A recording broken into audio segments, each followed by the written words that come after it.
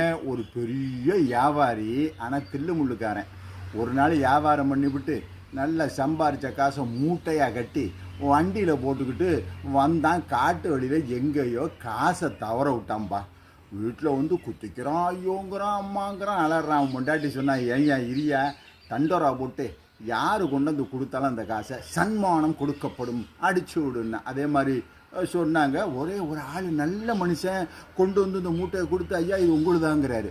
இவன் பார்த்தான், அடடா நம்ம வீட்டு காசுக்கு சன்மானம் கொடுக்க வேண்டியிருக்கும்னுட்டு திருப்பி விட்டான் கதையை. இது உள்ள ஒரு வைர மோதிரம் வச்சுருந்தேன், எங்கே அப்படின்னா. அக்கம் பக்கத்தார் இவனை பற்றி தெரியும்ல, வா வா வா வா அப்படின்னு சொல்லி அந்த ஊர் பெரியவர்கிட்ட அழைச்சிட்டு போனாங்க. அவர் பார்த்துட்டு கேட்டார், உன்னோட தொலைஞ்சு போன மூட்டையில் மோதிரம் இருக்கணும்ல, இது இல்லை, இது மூட்டை இல்லை, ஓரமாக போய் உட்காரு, இங்கே வாப்பா தம்பி, இதுக்கு யாரும் உரிமை கொண்டாடலன்னு வச்சுக்க, நீ 50% எடுத்துக்க, ஊருக்கு 50%